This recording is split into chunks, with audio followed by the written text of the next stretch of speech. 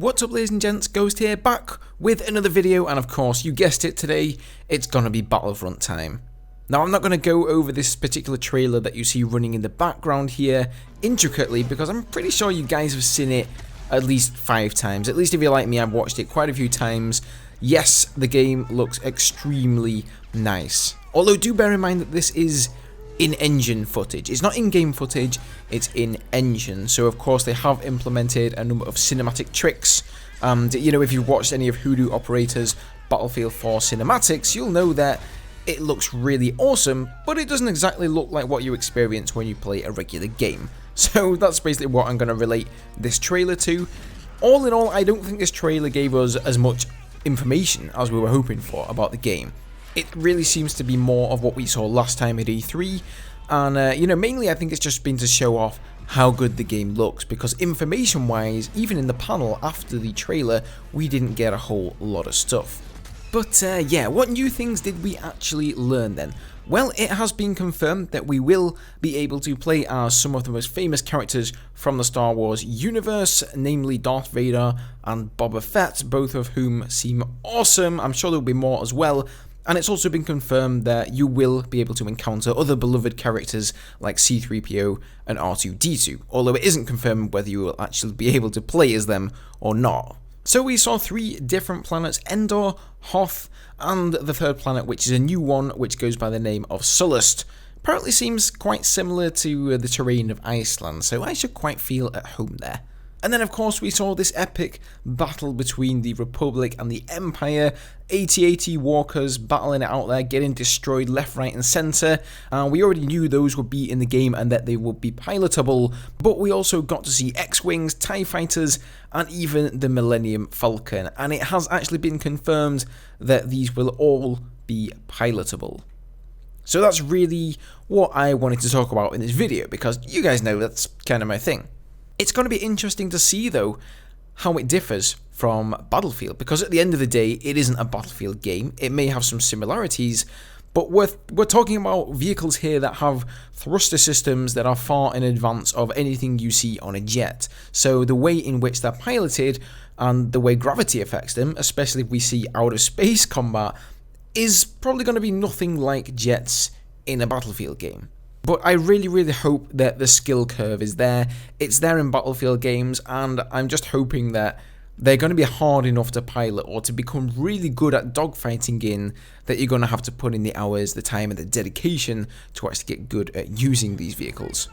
It's also going to be cool to see if we're going to be able to pull off some maneuvers that maybe aren't actually possible.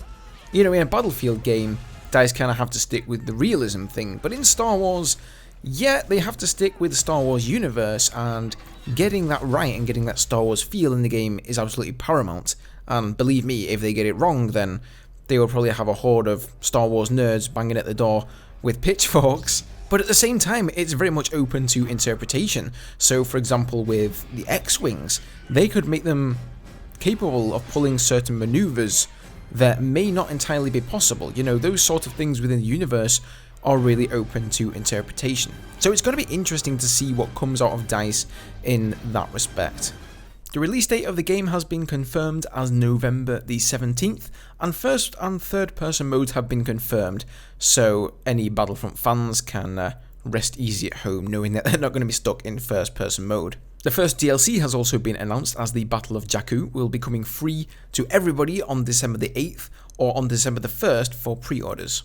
And speaking of pre-ordering, if you pre-order the normal edition for $60 or the digital deluxe edition for $70, you will get a number of bonuses, including the DL-44 blaster, which was of course made famous by Han Solo, the ion grenade, and the ion torpedo. And then we have a couple of exclusive emotes, it says here, the ion shock and the victory. It's going to be interesting to see if those are actually in-game emotes that you can task your character with performing, or if it's going to be something that you can simply type into the in-game chat. There isn't going to be any single player campaign to speak of, but missions have been announced whereby you can team up offline with a friend and do those. You can also team up with a friend in multiplayer in order to share your unlocks. It looks like pickup rocket launchers are going to be in the game, probably handy for taking out those AT-ATs. Blasters will not have any ammo capacity, but they will have an overcharge feature if you fire them too often. Jetpacks will be in the game, as will bubble shields, and the minimap, that's worth mentioning. It's not really going to be anywhere near as detailed as it is in Battlefield 4, more sort of Halo-esque, where you can't actually see buildings on the minimap or terrain, you can only see the general direction of the enemy. And finally, the maximum player count will be 40, which I agree with. I think 64 players, for my taste at least, is a little bit too much. Poof. So there you go guys, that's all the Battlefront news. For now, I'm sure we'll be seeing some gameplay soon.